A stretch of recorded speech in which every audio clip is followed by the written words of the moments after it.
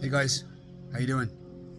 So I made a video in which I talked this morning, where I talked about a picture of a carnivore meal that I'd post on my Instagram, Facebook, that kind of thing. And I was talking about how I wanted to make a video, and this is the video. And I'd like to talk a little bit more in depth, but I'd like to give you sort of the layman's thing, because I'm not a doctor. I'm not a scientist. Okay, I'm just actually treating myself. So what I'm going to talk about here a little bit more on the keto carnivore side. Okay, I have posted before about having cancer. I got a couple of operations here to 2020 2023 to take out a tumor, which means I still have you know stem cells in there, that kind of deal. So I'm in the process of trying to kill them off. But what I'm talking about here is going to be relevant to you. It's basically metabolic health. And so this is relevant to you if you are pre-diabetic, if you're diabetic, type 2 diabetes, if you have heart disease, visceral fat, just general metabolic health, Alzheimer's disease, all of these various things that kill you off. And the way it works is that I'm on a not just on my own, but with some good scientific help and advice. I'm on a therapeutic keto diet. Now, what that actually means is, because I'm so restricted in the things that I eat, I'm actually really on a therapeutic carnivore diet. And funnily enough, since I did that, the other thing this is going to tackle is obesity, because I've lost 35 pounds. And yeah, I was, had the weight, the weight that everybody has in this society. And really, if you're listening to the food industry, if you're listening to the general medical industry in general, then you're not going to do that well. Okay, you need to divorce yourself from all that stuff. So basically, the layman's terms is this: if you're looking at cancer itself, cancer feeds on glucose. So that's any carbohydrate that breaks down. So any processed food carbohydrate that breaks down and eventually ends up as glucose. And it also feeds on glutamine, which is an amino acid, and that's actually harder to deal with. And if you wanted to look up Dr. Seyfried, PhD, up at Boston University, he'll talk about his press pulse protocol, all that kind of deal, and he has a way of dealing with glutamine. I don't, on my current protocol, have a way of dealing with glutamine, but what I'm also doing is, since March last, as in a year ago, I have been on the ivermectin, mebendazole, fenbendazole thing, utilizing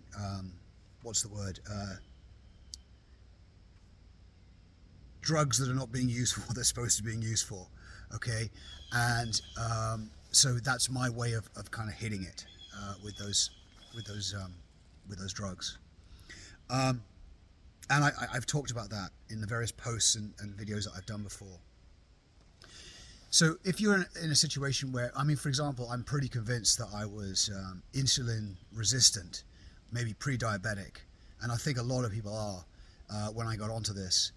And the issue is that the reason that you go keto, or that you go carnivore, which is a more extreme version of keto, where you basically cut out all of the carbs, is that you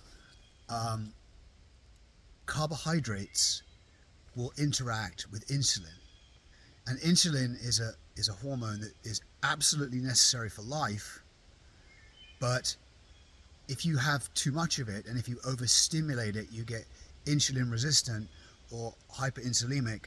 Okay, and that's a problem, because what the insulin does is it basically transports all the energy that you're taking into the body, and it turns it into fat, sticks it into the fat cells.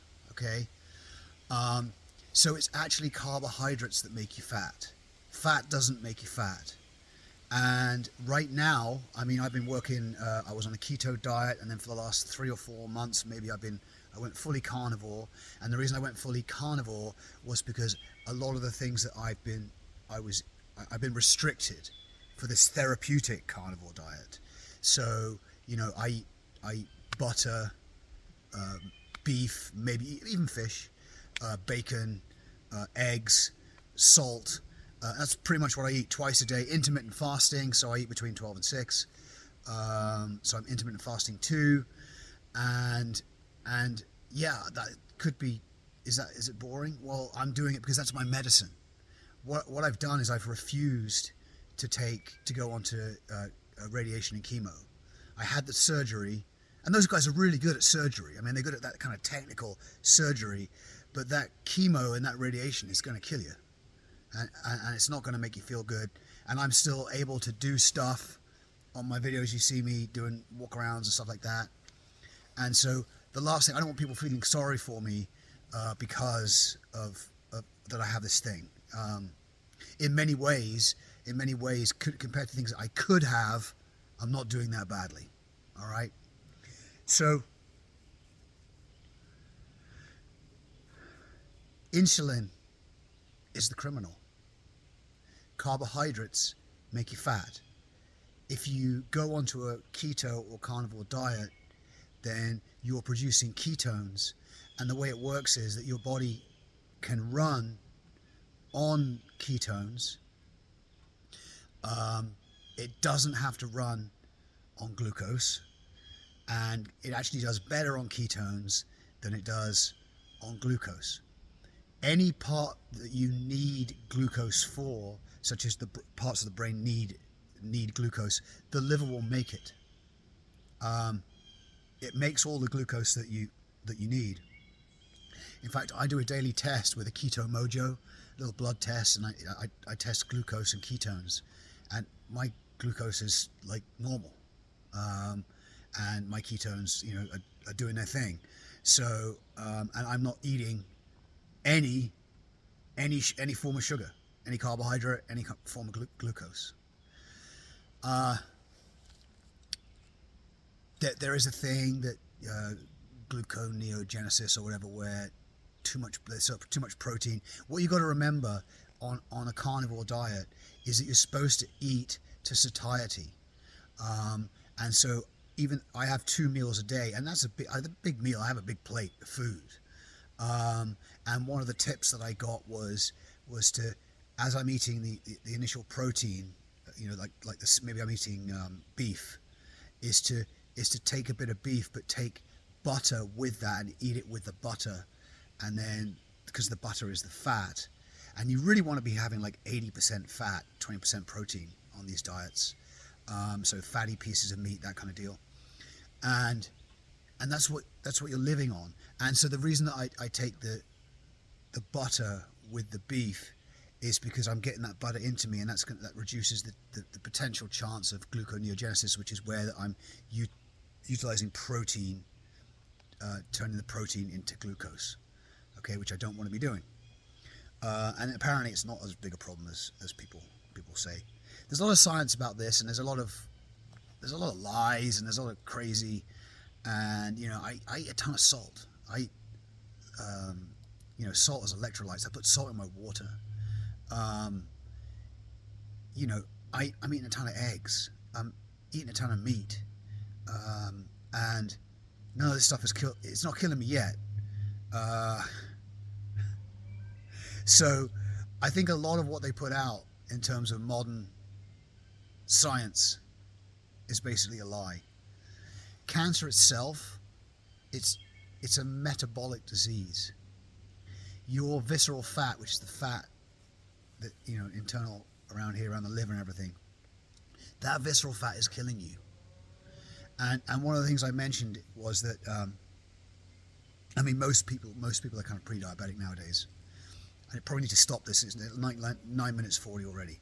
But the reason this is relevant is because if you're running tactical classes or interested in doing tactical stuff, and people are going to show up, and people are showing up with the big tire around the belly, well, they're not going to be as effective. They're not going to be as effective for themselves. They're not benefiting themselves. So I would recommend that you just cut the carbs out. You don't have to be as extreme like a totally therapeutic thing. I've got various reasons why I'm doing the thing that I'm doing. If you don't have cancer, you don't have all these things, you can just go on a keto diet and just severely reduce the carbs. And there was something else I was going to say, and it's completely gone. But it's 10 minutes 30 already, so I'm going to end this. If I have something else to say, I'll make another video. Okay, guys, thanks for listening, and I appreciate it.